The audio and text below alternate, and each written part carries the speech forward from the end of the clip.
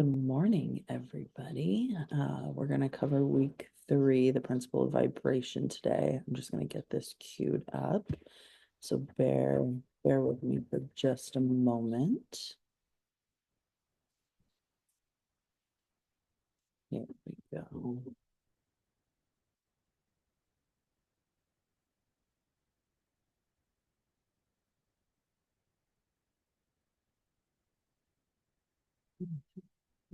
There we go. All right. Well, I guess we're going to start on this slide. This is the next slide anyway.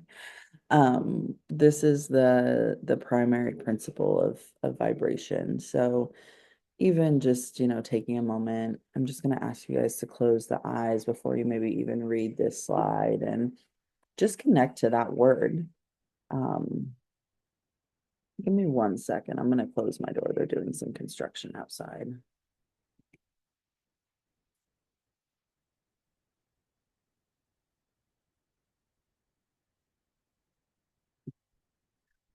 I'm going to ask you guys just to close the eyes and just invite in the word vibration.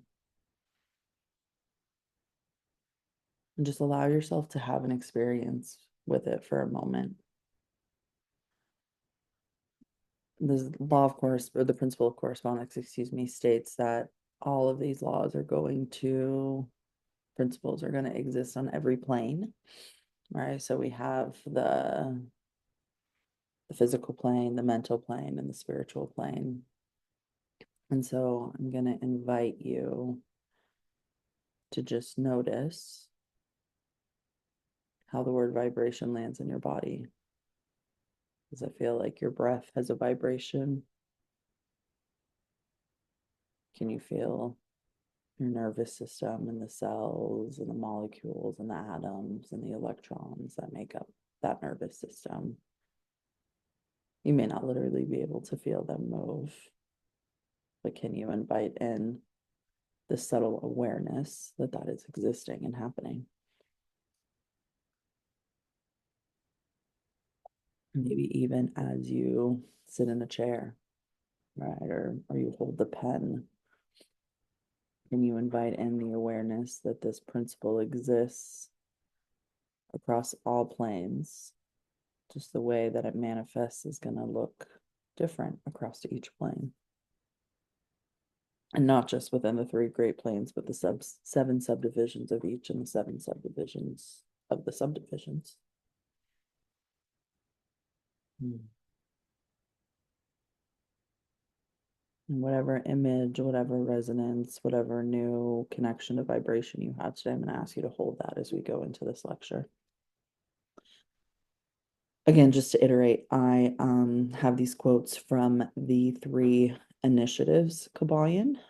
This is not from the PDF that is in the Google Drive. That is the extended version. The one I'm referencing is a little bit smaller of a pocketbook. I do recommend reading the entirety of the one in the Google Drive if you haven't yet. There's just so much depth and good information in there. So that is my invitation.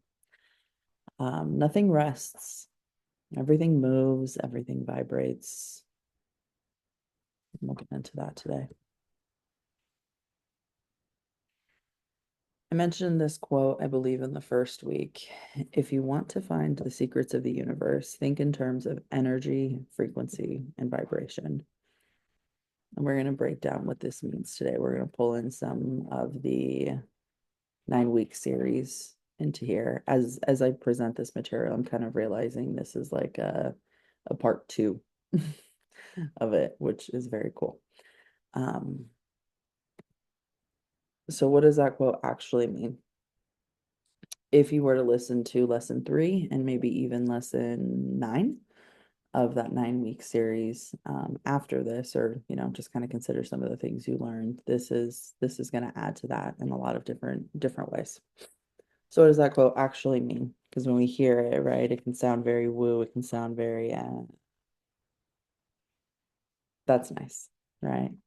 But in reality, there is a lot of science behind it. And so what you're looking at photo-wise is an electromagnetic spectrum. And so the electromagnetic spectrum is a continuous range of all types of electromagnetic radiation. Basically, what electromagnetic radiation is energy that travels in oscillating waves. Okay. You'll see here in the middle, we're going to come back to this photo a couple times over the next couple slides because I want you to have the visual reference as we talk about the different pieces. But what we covered in sun, right, and what we covered as far as visible light is going to be that visible spectrum right there. Week 9 is going to kind of cover some of the other pieces that exist outside of that. But this electromagnetic spectrum, if you can think of that as everything, right? The visible light is 0.0034. Think about this electromagnetic spectrum as the 100% and that visible light taking up 0.0034% of it. This electromagnetic spectrum is going to encompass everything from low energy, low frequency, long wavelength radio waves. So you see that at the end with these gamma rays, excuse me, I'm sorry, that at the radio end on the right side, to this high energy, high frequency, short wave gamma rays with visible light representing just a tiny fraction in the middle. It's very interesting that it goes right to left instead of left to right. That's okay. So I want to cover just a few pieces because there's a lot of technical jargon in there. And so I want to break it down. A wavelength is simply the physical distance between consecutive identical points in a repeating wave. And the frequency is how many of those waves pass a specific point in one cycle. Because the speed of the wave is consistent in a given medium, as the wavelength goes up, the frequency is going to go down. But energy and frequency are directly proportional, which is why we are going to have this low energy, low frequency, long wavelength, because the energy and the frequency are going to exist directionally together, whereas energy, frequency, and wavelength are going to be opposite. So if one goes up, one's going to go down, okay?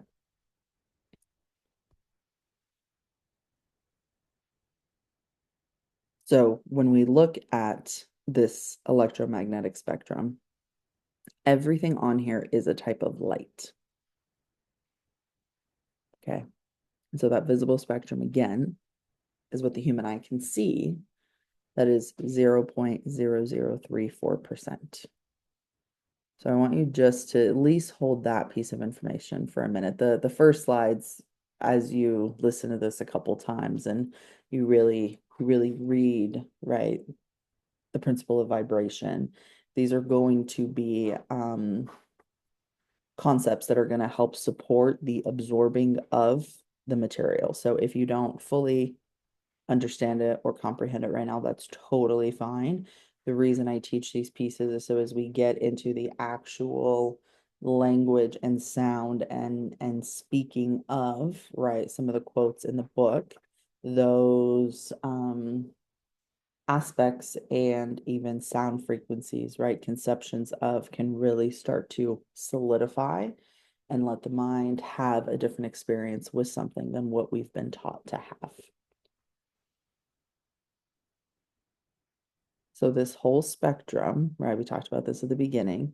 This is pretty much the same thing as electromagnetic radiation, right? And that electromagnetic radiation is energy that travels in these oscillating waves or photons. And if you recall from lecture 3 and light, the photons of the light is what our eyes and our skin take in order for the metabolic processes to happen. We need that light from the sun. The electromagnetic frequency is going to be the measurement, again, of how rapidly these waves oscillate. So I took that language and put it in the picture so you can begin to see the connection between all of it together. The frequency is going to determine the type, the energy level, and the behavior of the radiation, right? Ultimately, the frequency is going to determine the type, the level, and behavior of the energy. So when we go back to Tesla's quote, right, to understand in terms of energy, frequency, and vibration, this is going to be a portal that if you are interested in diving in more, you can begin to see how the things around you are actually operating in this way instead of not having a knowledge or a foundation. Because ultimately, what exists in one sphere is going to exist in all of them, right? What exists on one plane is going to exist on all of them. So we are going to see this in a variety of different ways, and the world around us is just not always going to look the same. And so I'm going to, actually, no, we're going to keep sharing, but I'm going to stop share and then pull this up and then stop share again. There's a sweet little video that I felt like did a much better job explaining these pieces of light. And literally, it doesn't speak to the planes as far as what the principle of correspondence says, but if you hold the planes in your mind as far as matter, mental, and spiritual, this video is going to, I think, be very significant. So I'm going to stop share and pause for just a moment to get this ready. And go back to sharing screen. Just, oh.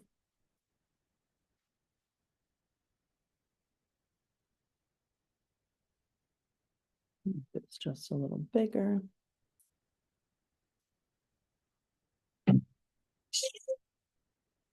Whirling spiral arms of galaxy M33 can be seen in visible light, but the true extent of these spiral arms are revealed in ultraviolet light. Sorry, just guys, as a that's not the dog can video. hear a Give me whistle one second. just outside. Sorry about that. It wanted us to watch a different video that I don't think is relevant. Or maybe it is, but we're going to watch this one instead. Radiation is light. Visible light is the only part of the spectrum you can see. For all your life, your eyes have relied on this one narrow band of EM radiation to gather information about your world. Though our sun's visible light appears white, it is really the combined light of the individual rainbow colors with wavelengths ranging from violet at 380 nanometers to red at 700 nanometers. Before Isaac Newton's famed experiment in 1665, people thought that a prism somehow colored the sun's white light as it bent and spread a sunbeam. Newton disproved this idea by using two prisms. To show that white light is made up of the bands of colored light, Newton used a second prism to show that the bands of colored light combine to make white light again. Visible light contains important scientific clues that reveal hidden properties of objects throughout the universe. Minute gaps in energy at specific visible wavelengths can identify the physical condition and composition of stellar and interstellar matter. Human eyes aren't nearly sensitive enough to detect these faint peaks, but scientific instruments can. Scientists can learn the composition of an atmosphere by considering how atmospheric particles scatter visible light. Earth's atmosphere, for example, generally looks blue because it contains particles of nitrogen and oxygen, which are just the right size to scatter energy with the wavelength of blue light. When the sun is low in the sky, however, light travels through more of the atmosphere and more blue light is scattered out of the beam of sunlight before it reaches your eyes. Only the longer red and yellow wavelengths are able to pass through, often creating breathtaking sunsets. When scientists look at the sky, they don't just see blue, they see clues about the chemical composition of our atmosphere. However, visible light reveals more than just composition. As objects grow hotter, they radiate energy with a shorter wavelength, changing color before our eyes. Watch a flame shift from yellow to blue as it is adjusted to burn hotter. In the same way, the color of stellar objects tells scientists much about their temperature. Our sun produces more yellow light than any other color because of its surface temperature. If the sun's surface were cooler, say 3,000 degrees Celsius, it would look reddish, like the stars Antares and Betelgeuse. If the sun were hotter, say 12,000 degrees Celsius, it would look blue, like the star Rigel. Like all parts of the electromagnetic spectrum, visible light data can also help scientists study changes on Earth, such as assessing damage from a volcanic eruption. This NASA EO1 image combines both visible and infrared data to distinguish between snow and volcanic ash and to see vegetation more clearly. Since 1972, images from NASA's Landsat satellite have combined visible and infrared data to allow scientists to study changes in cities, neighborhoods, forests, and farms over time. Visible light images taken by NASA's Mars landers have shown us what it would look like to stand on another planet. They have expanded our minds, our imagination, and our understanding. NASA instruments can do more than passively sense radiation. They can also actively send out electromagnetic waves. For all your life, Oh, your I might have done something. Okay. Well, you guys get the gist. We're gonna switch this out again.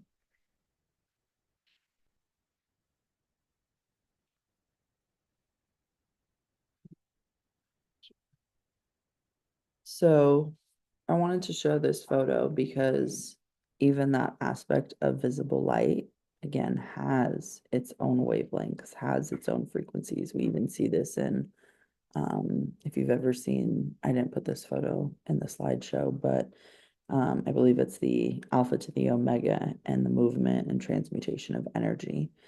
And so I know these pieces are very dense, and as I've said in other classes that I've taught, there's no quiz, there's no, you know, test your knowledge, give me an essay on the topic.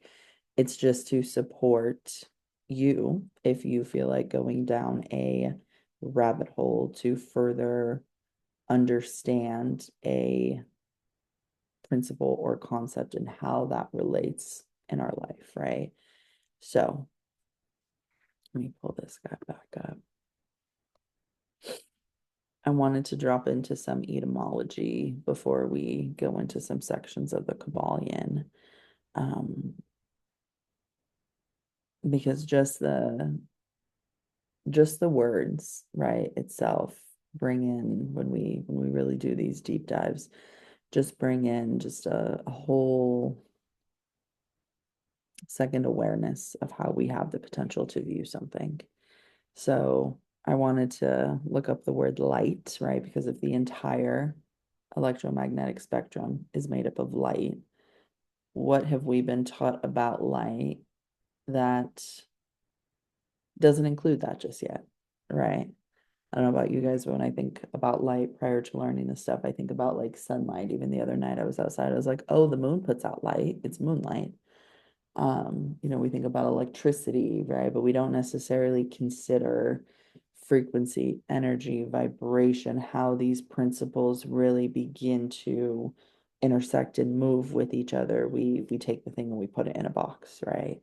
And so this knowledge is to help you kind of pull that out of the box a little bit and just begin to look at it a little differently. So if the whole thing is made up of light, right? I was curious, what's that root word of light?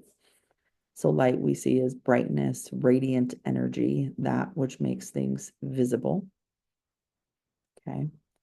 You can even see, if we go down, light, daytime, spiritual illumination. I always say, don't assume that you know what a word means. So what does visible mean? All right. Perceptible to sight, capable of being seen. That may be seen, to see. And I was like, you know what? What does see mean? And I'm just inviting this as a potential rabbit hole to explore for those that feel like it. We won't do that for today, but I'm sure at some point it will come up, or someone somewhere listening to this will be like, oh yeah, here's that information on that.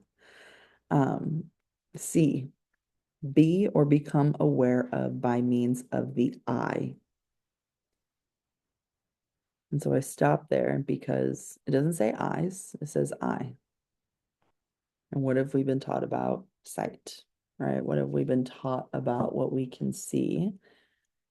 That visible light represents such a small, small, small spectrum of what is around us. That when I saw this word, I said, oh, of the eye, not eyes. Well, could there be another eye that they're referring to? Right? What would that look like if we put the third eye in there? What if the way that we're supposed to see is not actually here, but that deeper inner eye that lets us see truth and perceive it and interact with it, that puts us in a different, we'll talk about this later on in today's lesson as well, but a different brainwave state, right? That lets us then have different metabolic processes occur in the body. What would it be like if we spent more of our time out of our thinking, planning, brain wave state that uses the eyes to see the concrete tactical things in front of us instead of using our inner eye, our inner compass, and letting that be where we move from, right? What brainwave states would we access? What metabolic processes would we be able to access in the body? I'll share, I was in group supervision yesterday with some of the associates, and we were just doing like a little guided visualization for them as we were getting ready to close our time together. And one of them, when she dropped in, they told us after they had this experience where the invitation was, seeing yourself as a clinician in 5 years and 10 years, and really allowing that embodiment to start to take place in their body. And I ended up inviting in this tether, this relational rope. So if it felt inaccessible for that to land in their body or their field at the moment, they could be in relationship to it. And they told me afterwards that the experience that they had was this like cosmic connection to ancestors and indigenous lands. And literally what they saw, right? What they experienced as they did that meditation and visualization was something that they would literally not be able to see with these eyes. And they didn't mention that last part, but as I was putting this together, I was like, you just accessed a different state of wavelength and frequency, even in your mind, that let you see and be open to connecting to and receiving something different than what we are taught to connect to and receive from. And so I just, yeah, we'll leave that as kind of the summary for those that wish to continue down the rabbit hole of exploring that inner eye. So going into some of these quotes and exploration of the actual principle. The great third Hermetic principle, the principle of vibration, embodies the truth that motion is manifest in everything in the universe. The Hermetic teachings are that not only is everything in constant movement and vibration, but that the differences between the various manifestations of the universal power are due entirely to the varying rate and mode of vibration. Not only this, but that even the all in itself manifests a constant vibration of such an in I'm not really sure what that word is. I put invite degree. I don't know that that's correct. So I'll have to edit that. I apologize. Of intensity and rapid motion that it may be practically considered as at rest. So what this is essentially saying here is everything around us is in vibration, right? That first quote is even going to speak to the principle of correspondence again, the different planes, right? What we saw in the video of even light, right, in space. And I know space is not necessarily the spiritual plane, but being able to see, right, those different colors and just how that uh principle of energy and frequency exists even just outside of our own of Earth, right? The second part will continue. There's a couple more slides, but is basically saying that the it reinforces the principle of correspondence, that it's going to look different on every single plane, that the various manifestations are due entirely to the varying rate and mode of vibration, right? So we saw that with the wavelengths, right? Depending on the wavelength is going to depending on the frequency, and that frequency is going to be the movement and the vibration, right? Low energy, low frequency, high wavelength, low wavelength, high frequency, high energy. The teachings are to the effect that spirit is at one end of the pole of vibration, the other pole being certain extremely gross forms of matter, very dense forms of matter. Between these two poles are millions upon millions of different rates and modes of vibration. We'll get into, I believe it's the principle of polarity next week, and we'll dive deeper into this. But ultimately, what that says is when things are at opposite ends of the poles, they're the same. They just differ in their degree of differentiation. So, love and hate, right? And again, we'll get into this next week. Where does one stop and where does one end? Right? You can use that principle for a variety of different things in life, but ultimately, right, these poles have millions upon millions of different rates and modes of vibration in between. Okay.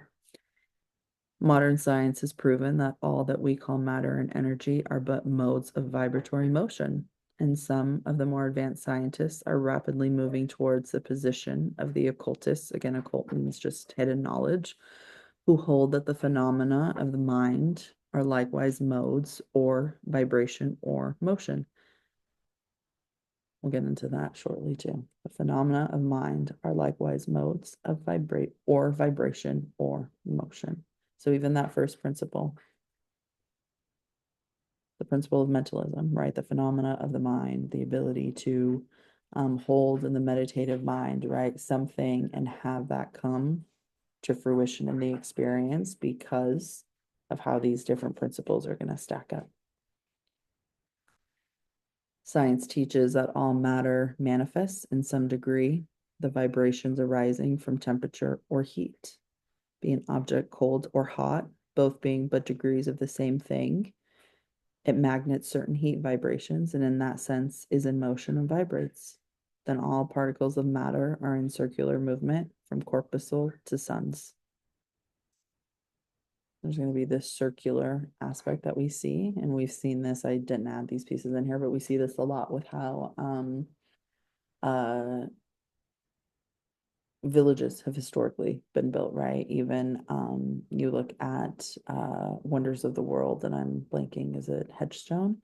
It's like this half semicircle, right? You look at other just other, wonders of the world, and you're going to see in some way, shape, or form some spiral, because these rules of planets revolving around the sun and indigenous cultures and ancient cultures, forgotten cultures, using that sun as the pillar of everything. You'll see that theme circular in a lot of different places. The planets revolve around suns, and many of them turn on their axis. The suns move around greater central points, and these are believed to move around still greater, and so on ad infinitum. The molecules of which the particle kinds of matter are composed are in a state of constant vibration and movement around each other and against each other. So again, principle of correspondence, we're going to see, right, this and so on and so on and so on, that these rules, or these principles, excuse me, are going to interface in all the planes in different ways. The molecules are composed of atoms, which likewise are in a state of constant movement and vibration. The atoms are composed of corpuscles, sometimes called electrons, ions, etc., which also are in a state of rapid motion, revolving around each other, and which manifest at a very rapid state and mode of vibration. And so we see that all forms of matter manifest vibration in accordance with Hermetic principles of vibration.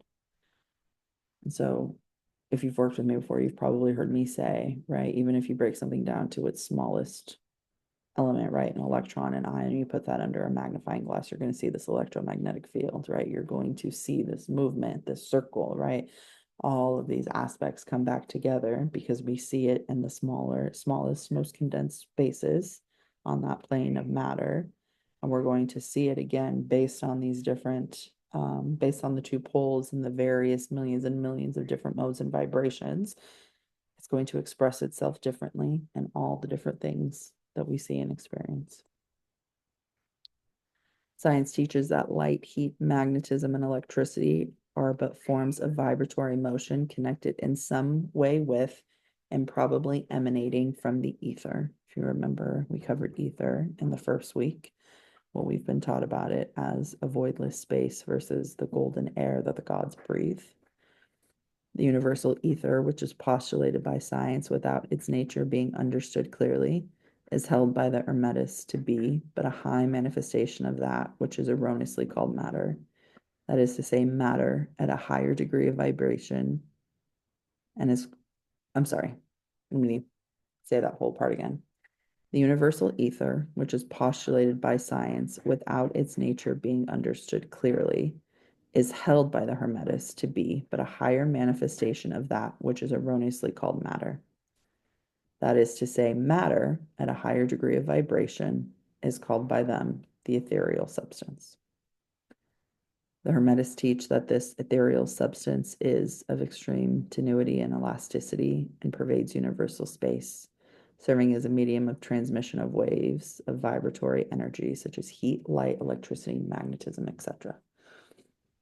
So even going back to the first principle that we talked about and looking at the all as an isolated container, right? This ethereal substance is going to take up all that space within that isolated container and is going to serve as a medium of transmission, right? Waves, vibratory energy, heat, light, electricity, magnetism. We talk about even just that first rule of thermodynamics saying that whatever is, right, in form of energy is going to remain and hold. The other three have to do with heat, light, electricity, and magnetism. So maybe I'll do an office hours and add those pieces in just as extra because I didn't consider those other pieces today.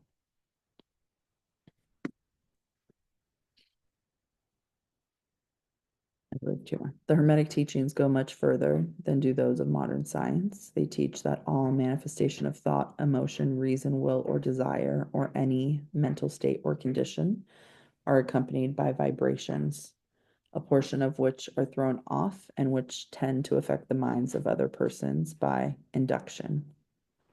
This is the principle which produces the phenomena of telepathy, mental influence, and other forms of the action and power of mind over mind, with which the general public is rapidly becoming acquainted, owing to the wide dissemination of occult knowledge, again, hidden knowledge by the various schools, cults, and teachers along these lines at this time. If you recall, I don't even remember when I spoke about this. I can't remember if it was principle one. It definitely was in the 9 weeks. Between the ages of 0 to 7, we're in theta brainwave state. So we're constantly absorbing, we're constantly taking information in. And so those are going to be, right? And that's going to be information that forms how we interact with the world around us, right? But if we start to actually look at what we take in as vibratory itself, we have a very different invitation than to look at how our thoughts, emotion, reason, will, desire, any mental state, right, becomes something different than what we've been taught about it today through a mental health lens. Every thought, emotion, or mental state has its own corresponding rate and mode of vibration. Again, that alpha to the omega, every emotion has its own frequency, right? Everything from that first principle is always in a state of transmutation. All of these things coexist together. And by an effort of the will or by the person or of persons, these mental states may be reproduced, just as a musical tone may be reproduced by causing an instrument to vibrate at a certain rate, just as a color may be reproduced in the same way. That last line is beautiful because I feel like it really just adds in a layer of connection to even what we saw in that video, right? Of light on earth to what we're able then to see outside of the atmosphere as far as light and temperature and frequency and just seeing, right? What Nikola Tesla was talking about, energy, frequency, and vibration. But a knowledge, wow, so many typos, I apologize, guys. But a knowledge of the principle of vibration as applied to mental phenomena, one may polarize his mind at any degree he wishes, thus gaining a perfect control over his mental states, moods, etc. In the same way, he may affect the minds of others, producing the desired mental states in them. In short, he may be able to produce on the mental plane that which science produces on the physical plane, namely vibrations at will. And so I shared that piece of the associate and their experience in, right, that deep meditation, because that meditation, when we move into this application, we talked about this last week, but we're going to go into it just a little bit more or kind of use a different lens of it. When we can start to see the vibrations on the mental plane, right? Something science has not gone into. It really has stopped at the matter, right? Science will explore the vibrations on the planes of physical matter. They have not touched it on the mental, they have not touched it on the spiritual. When we start to even look at our brainwave states, right, as inputs, what we talked about last week was this beta wave state, right? Get things done. We've got this high frequency. It dominates when we're awake, alert, we're engaged in analytical thinking, problem solving, focused. We even talked about how this state can lead to stress and anxiety through oxidative stress. That we talked about in week 1 and 2 of that 9-week series. And so this particular brainwave state, right, is going to be an input for certain outputs. This brainwave state is going to be an output based on the inputs that it has been given, right? Our whole body, even our heart included, is electrical. It follows these rules of these oscillating waves, right? So if everything is a wave around us in some way, shape, or form, how is that impacting us positively, negatively? How do we get to take ownership of that? How do we get to be an agency of that? When we start to see these flows and principles. I'm going to open the door for my dog. 1 second. I apologize.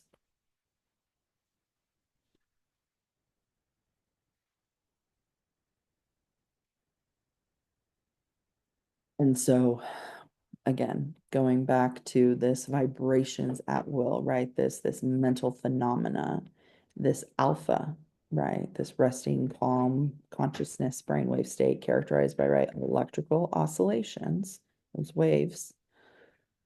This is going to be that bridge between the high thinking and the deeper relaxation states of theta and delta. And so, again, considering, right, that story that I shared, to be able to be in meditation, to allow the circuitry to change its experience is going to change its output, right? It's going to change what it receives. Theta, often occurring during light sleep, deep meditation, moments right before waking up. It's this gateway to the subconscious, linking intuition, creativity, emotional processing, right? And then we have delta, which is pretty much going to occur when we're asleep, right? Non-REM sleep. And this is going to help with physical restoration, immune function, memory consolidation.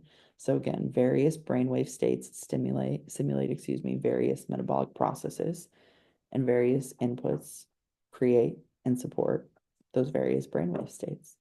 So when we can even see, right, those aspects of what we've been taught to put in a box as inputs, outputs, how we spoke about in those 9-week series, right, metabolic processes. All of these principles apply to those processes. All of those processes apply to these principles. And it's so beautiful to be able then to see, right, the melting away of limitation. You may not know how to do something yet, and that's okay. There is no specific, how for everything, but just to be able to free yourself from something that felt so contrived or boxed, or to even learn something, right, that allows for a lot more opportunity. Like when I learn this stuff, my whole body just goes, because it's like, oh, there's a recognition of a new truth that has always existed. And now I actually get to play with, right? And so taking those brainwave states, right? Because that first one is going to be our planning, our organizing, again, going back to that theta, right? This relaxed state, this gateway to the subconscious that we're in from 0 to 7, and taking in all that information. these vibrations on the mental plane. We look at thoughts as inputs today, right? You can write these down in your journal. We've got a couple minutes. Let's take some time for writing. Um, take a couple minutes and feel free to write these questions down and just put a couple little notes about what has stood out to you from today, and answer these questions. How do you see the world today? How do you see other people? How do you see yourself? Right? Maybe you even write those questions out with your right hand and answer with your left so that you access an entirely different set of neural circuitry, right? Because thoughts are neural in nature. We talked about this in week 7 of that last series. Everything is electrical simulation, right? We even learned in week 2 and week 1 how those cells technically move through that process. And so these electrical signals are going to follow the same rules of frequency, wavelength, vibration, energy, all of that. And so as you write down and take some time reflecting on those first 3 questions, the final question I'm going to ask is, how is the way that you see the above those questions reflective of what you experience in your life? That's the direct principle of correspondence playing out. That's the direct principle of mentalism playing out.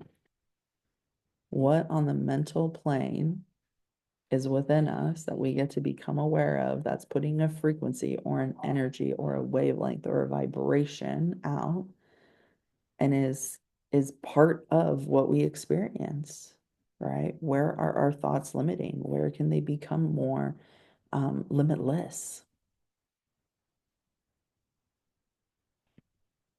And so we'll take just another couple minutes here to write on this, and then we'll move into some tapping in just a minute.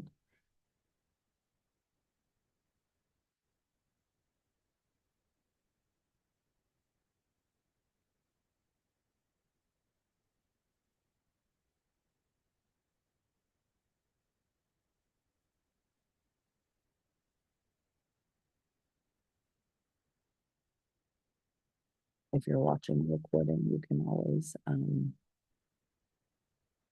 pause the video if you want more time writing. I just want to bring up this quote that we started with, right? Nothing rests, everything moves, everything vibrates. I'm curious if you were to close your eyes and go back to what you noticed when we started this conversation 40 minutes ago, right? That invitation to close the eyes and just really notice what stands out when you connected to the principle of vibration. What stands out as you connect to it now?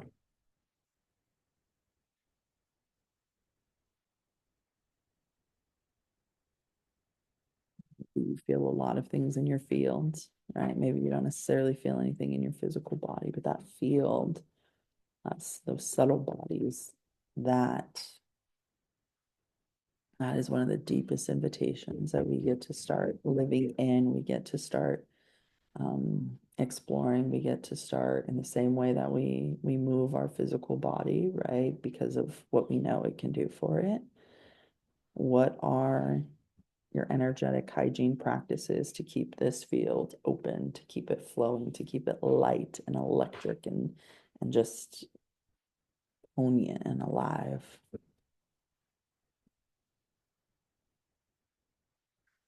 You are totally welcome to change the intention for today's tapping. Um, if you would like to keep it here, you are absolutely welcome to. I am going to stop screen sharing once we start tapping, so I am going to ask you to just write out the intention. The intention that I put for today was I am energy. You are, of course, welcome to change that if something in the writing that we just did really stands out and you want to explore that for today. You can put that down as your intention. And then whatever you put down for the intention, just what image represents this. And go ahead and write that down as well.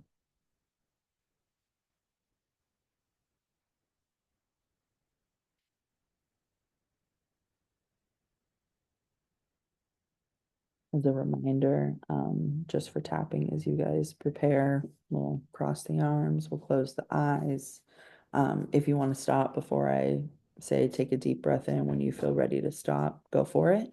If you want to keep tapping when I say take a deep breath in, when you're ready to stop, go for it. You are definitely in control and ownership of this experience as we go inward.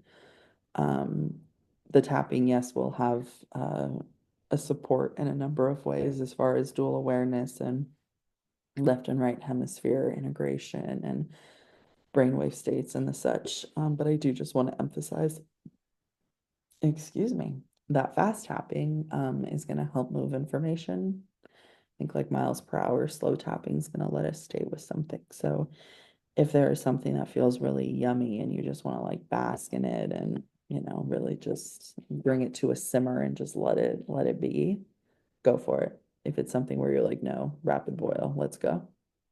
Nice fast set of tapping, okay? So I'm going to stop the screen share here just so I can mute myself as we start tapping and such. And then when we are done, when we are done with tapping, excuse me, we'll go back into the screen share to finish up with a slide or two about integration and some reflection. So when you're ready, as you have your intention and image written down, go ahead and just bring the eyes down a little bit. Here we take a deep breath in through the nose, and there's a nice big exhale at the mouth. Notice how deep you can feel that exhale. Maybe it's the bottom of the chest, the rib cage, the belly, the sex organs. Go ahead and take another deep breath in through the nose. Exhale out. One more if you'd like. Inhale through the nose. Exhale out the mouth. And when you're ready, go ahead and hold that image at the crown, at the third eye, at the heart. And go ahead and go. Maybe it's even inside, right? Maybe if you were to just move the eyes inward, you hold that image inside of your own skull. Wherever you want to hold that image, go ahead and notice it. And let's go into our first set of tapping.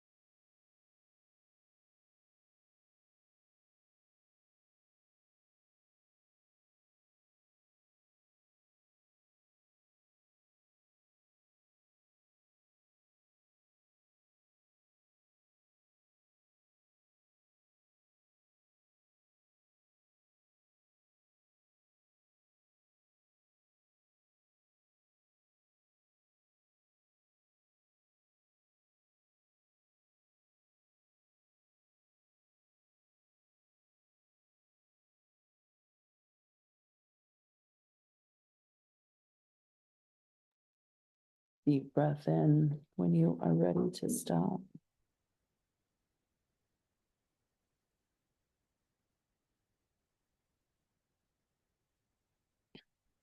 When you feel ready, going over to pen and paper, writing down what you noticed from that last set.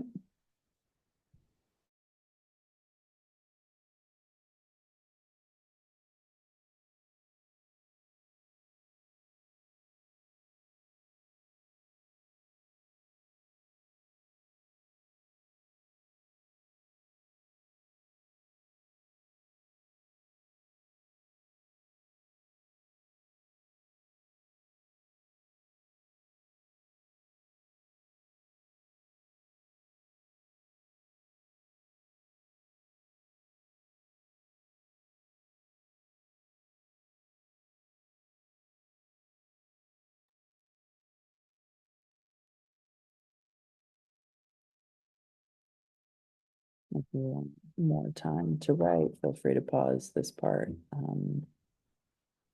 of the video or at any other part in the immersion as you would like. When you're ready, go ahead and notice what you notice in that last set for this next one.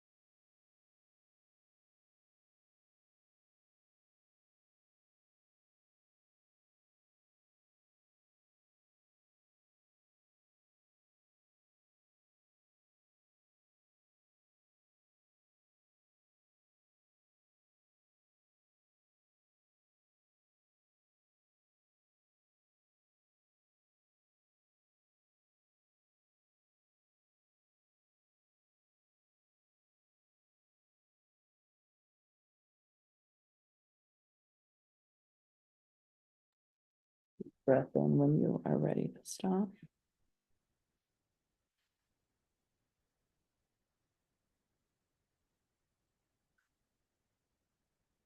When you feel ready, moving over to pen and paper and writing down what you noticed from that last set.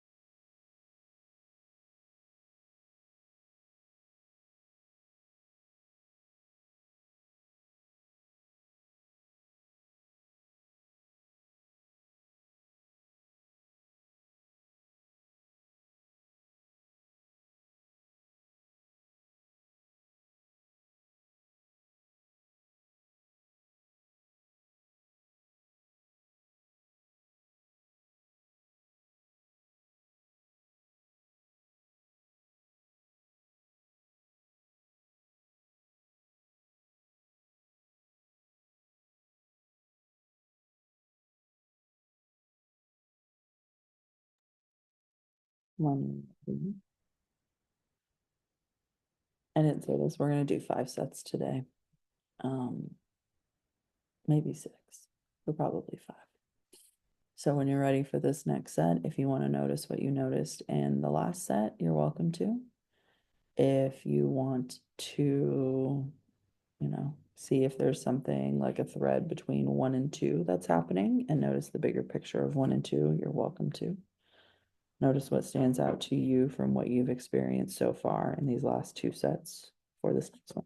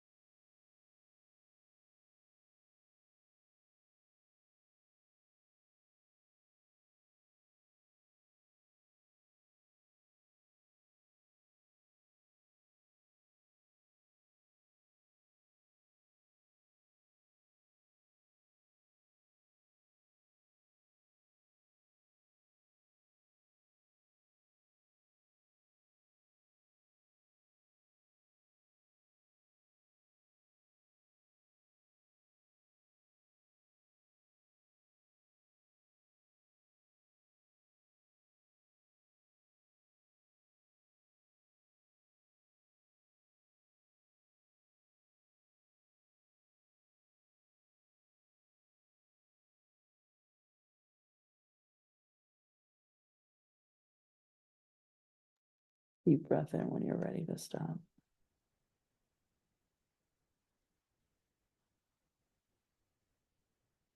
Mhm. When you're ready, moving over to pen and paper, and writing down what you noticed in that last set.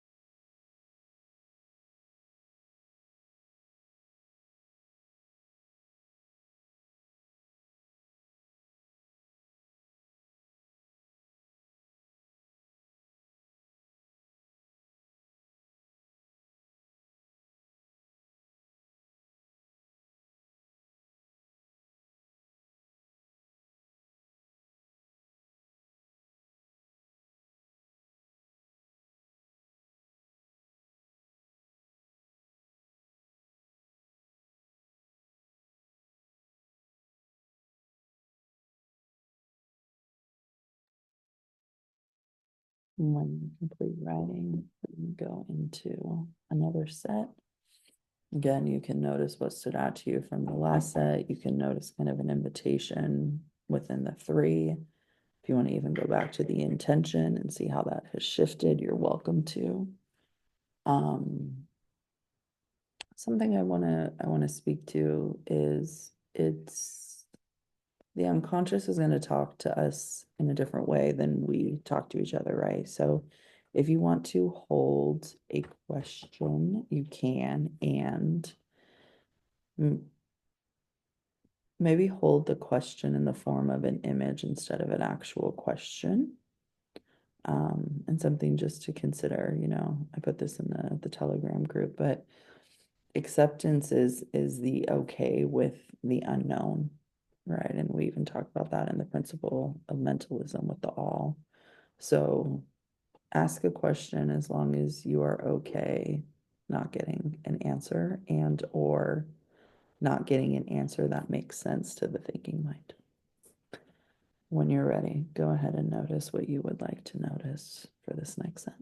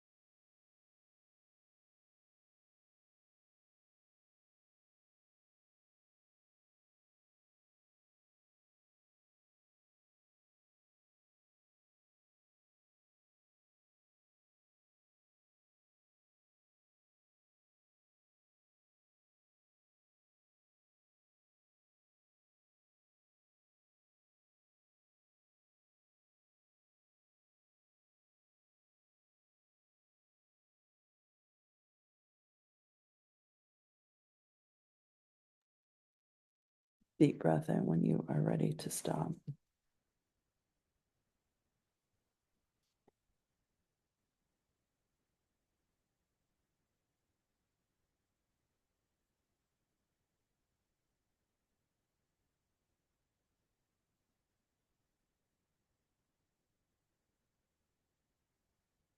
Pen and paper, writing down what stands out to you that you Yeah, connected with.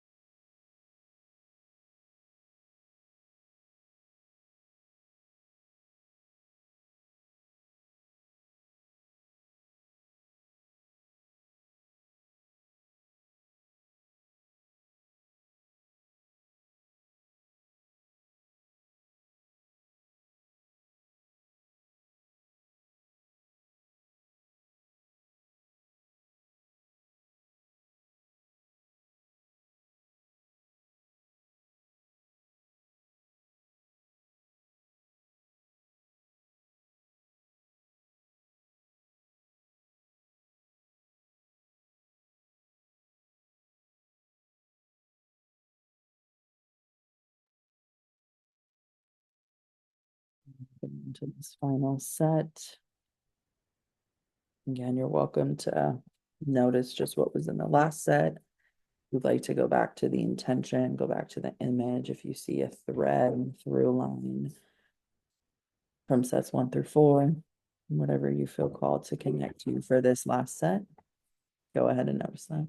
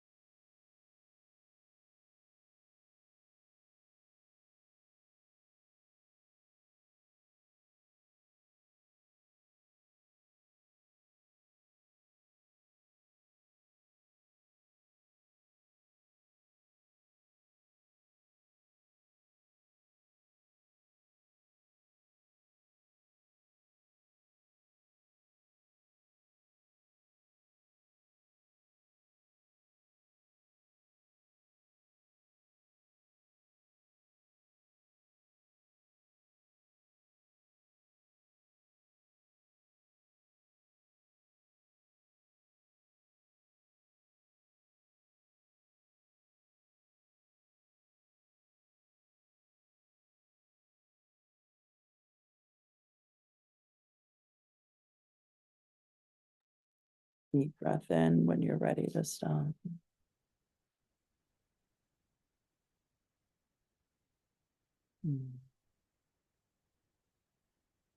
When you're ready, moving over to pen and paper, writing down what stood out to you from that last set.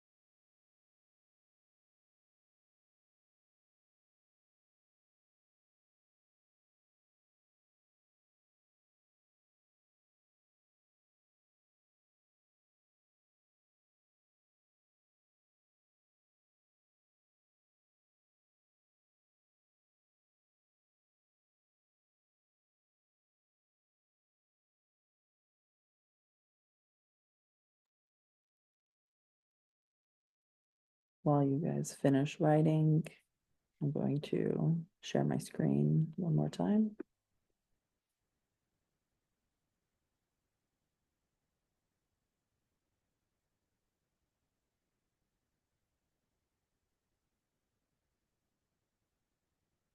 And I want to just invite this reflection and journal prompt.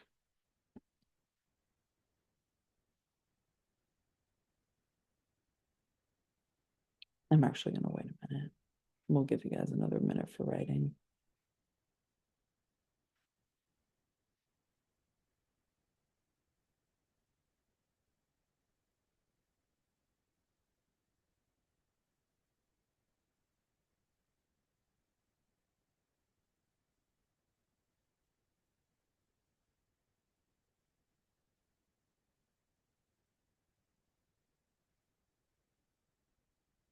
For the reflection, choose, and this is just a recommendation. Nobody has to do it this way or anything like that. These are just ideas to get things, to get that energy right and motion, to get things moving. And typo again, but choose to connect to a part of you that's transmuting and changing, as you've learned about from the first three principles. Automatic right to that part and from that part. And it's so funny that that is the practice. I never know how this stuff is gonna like thread together, but it always does in some beautiful way. And I just say that because literally what came up in my tapping is meeting a part of me that literally is changing. And that was the last set, is this is always going to transmute and change. And you know that now. And you literally know that now. So maybe I'll take my own medicine here and we'll do this for a couple days. But automatic write to that part and from that part. So writing to that part is going to be, dear blank, right? Write out. Writing from that part is going to be you closing the eyes and dropping in, or even holding that tether rope extension connected to that part and letting that part speak through you. So it's like we're practicing channeling almost, right? We're practicing letting this energy move through us to come out via our hand. You can read the letters directly after. I recommend, waiting like 15 minutes and then reading them at that point. So you can actually write instead of, think about it as you're writing. You want to just flow through that writing. What part or parts is or are being mirrored to you? Can you see the transmutation process as an energetic process? That principle of transmutation, transmutation in itself, right, is part of that first principle of mentalism, but says it's always, things are always changing, it's always in movement, it's always in flux, not meaning less than or more or better or worse or anything like that, but there's always a constant state of frequency, energy, vibration. Something is always moving. And so with that, we're going to get into the principle of polarity next week, which we kind of touched on a little bit today, but that is going to be what we cover next week. So thank you guys very, very much for joining today. And if you have any questions, you know how to get a hold of me.